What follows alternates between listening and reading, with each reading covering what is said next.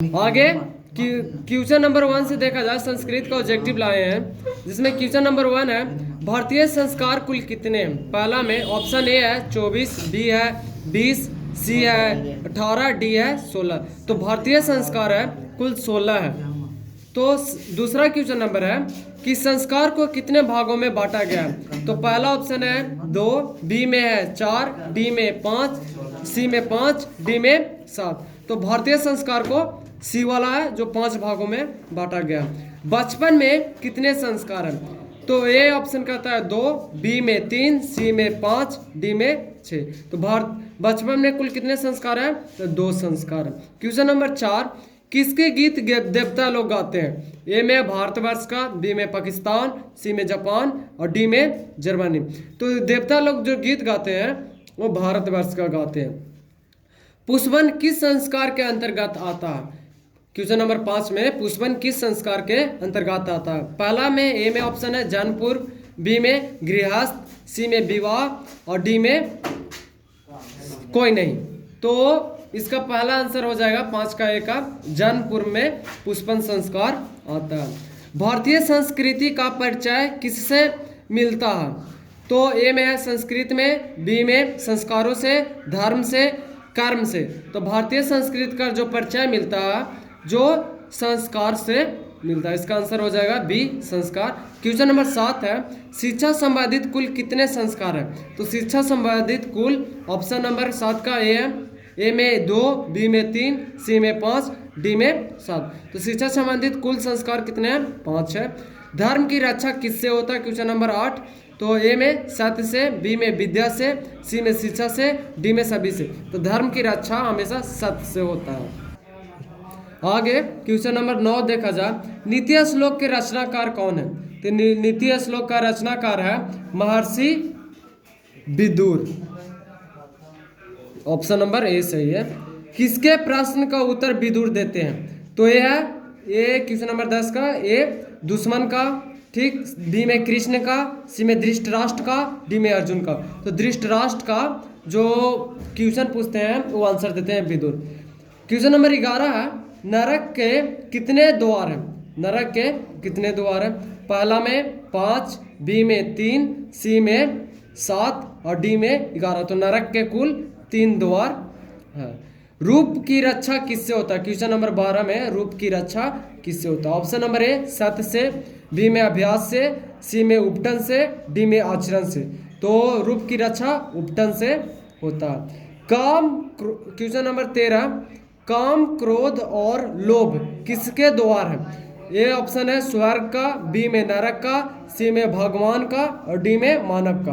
तो इसका आंसर हो जाएगा नरक। काम, क्रोध और लोभ नरक के 3 द्वार है। घर की लक्ष्मी कौन होती है। क्वेश्चन नंबर 14 है कि घर की लक्ष्मी कौन होती है। ए में है पुरुष, बी में स्त्री, सी में बालक, डी में कोई नहीं। तो घर का जो लक्ष्मी होता है जो हमेशा स्त्री को बोला जाता है, तो आंसर हो जाएगा स्त्री। क्वेश्चन नंबर 15 है कौन ऐसे धन है जिससे संतुष्टि मिलता है। तो 15 का ऑप्शन नंबर ए है धर्म, विद्या, सी में आर्य और डी में क्रोध। तो इसका आंसर हो जाएगा विद्या। कौन ऐसा धर्म है जो जिससे संतुष्टि मिलता है। तो विद्या से संतुष्टि मिलता है। क्वेश्चन नंबर 16 है कि पुराण के रचनाकार कौन है। पुराण के रचनाकार कौन है। Option number A Vidur, B में वाल्मीकि, डी में वेद व्यास, डी में कालिदास। तो इसका आंसर हो जाएगा वेद व्यास। वेद व्यास है जो पुराण के रचनाकारक हैं। क्वेश्चन नंबर 17 है कौन गीत गाते हैं। कौन गीत गाते हैं। ऑप्शन ए है देवता, बी में दानव, सी में मानव, डी में असुर। तो देवता लोग गीत गाते हैं, ये बताया हुआ है। क्वेश्चन नंबर 18 है भारत भूमि किससे सुशोभित है। ऑप्शन नंबर ए है सागर से, बी में पर्वत, सी में झरना, डी में सभी। तो ये हो जाएगा सभी से। आगे है क्वेश्चन नंबर 19, देवता क्या गाते हैं। ए में गीत, बी में लोरी, सी में गान, डी में कुछ नहीं। तो देवता लोग गीत गाते हैं। क्वेश्चन नंबर 20 है भारत की महिमा कहाँ गाई जाती है। ऑप्शन नंबर ए है वहाँ, सी है पटना, डी है यहाँ। तो आंसर सी है यहाँ और डी है सभी जगह। तो ये आंसर हो जाएगा देवता लोग सभी जगह गीत गाते हैं, भारत का महिमा सभी जगह हर कोई गाता है। क्वेश्चन नंबर 21 है, भारत की शोभा से कौन प्रसन्न है? भारत की शोभा से कौन प्रसन्न है? ऑप्शन नंबर ए है ईश्वर, बी में जंतु, सी में दानव, डी में कोई नहीं। तो भारत की शोभा से जो प्रसन्न है ईश्वर प्रसन्न है। क्वेश्चन नंबर 22 है, भारत की महिमा कहाँ गाई जाती है? ए में वहाँ, डी में पटना, सी में मुंबई, डी में सभी जगह। तो आंसर हो जाएगा सभी जगह पर, जैसे वो उसमें बताएं। कर्मवीर कथा समाज के किस वर्ग से है? क्वेश्चन नंबर 23 में कर्मवीर कथा समाज के किस वर्ग से है? ए में है धनी से, बी में दलित वर्ग, सी में कुलीन वर्ग, डी में सभी। तो इसका आंसर हो जाएगा कि ये दलित वर्ग से है कर्मवीर कथा। अगला है क्वेश्चन नंबर 24 कि भिखन टोला किस प्रांत में है? Option number A Bihar, B में उत्तर प्रदेश, सी में राजस्थान, डी में कोलकाता। तो भिखन टोला है जो बिहार में है। अगला क्वेश्चन नंबर 25 है, भिखन टोला देखने कौन गया था? क्वेश्चन नंबर 25 में भिखन टोला देखने कौन गया था? ऑप्शन नंबर ए है शिक्षक, बी में राजनेता, डी में प्रधानमंत्री, डी में मुख्यमंत्री। तो भिखन टोला जो देखने गया था वो शिक्षक देखने गए थे। क्वेश्चन नंबर 26 है कि कर्मवीर ने कौन सा पद हासिल किया था? कर्मवीर में कौन सा पद हासिल किया था? ए में लिपि पद, बी में लघु पद, सी में महापद, डी में कर्मचारी पद। तो कर्मवीर थे जो महापद हासिल किए थे। अगला क्वेश्चन है क्वेश्चन नंबर 27, कर्मवीर कौन था?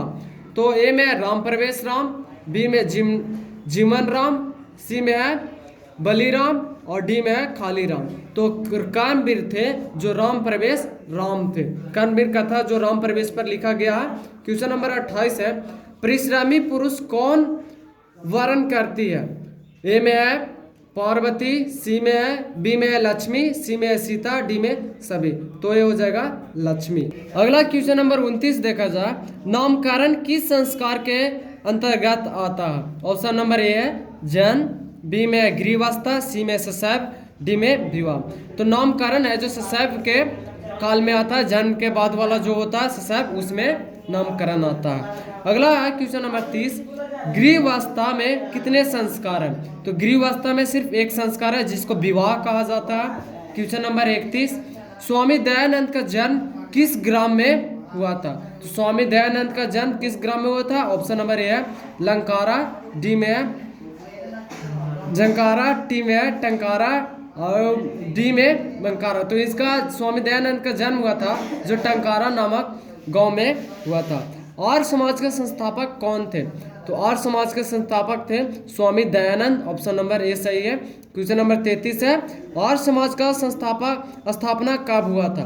आर्य समाज का स्थापना कब हुआ था? ऑप्शन नंबर ए है 1885, बी में 2000 ईस्वी, सी में 1875, डी में 1902। तो आर्य समाज का स्थापना हुआ था 1875 ईस्वी में हुआ था। उद्योगी पुरुष को कौन वर्णन करता है? क्वेश्चन नंबर 34 है 34 उद्योगी पुरुष को कौन वर्णन करता है? ए में है लक्ष्मी, बी में है सीता, सी में है देवी और डी में है श्री देवी। तो उद्योगिक पुरुष को वर्णन करता है हमेशा लक्ष्मी करता है। क्वेश्चन नंबर 35 है कि बाबा साहेब भीमराव अंबेडकर का जन्म कब हुआ था? तो 14 अप्रैल 1891 ईस्वी को हुआ था।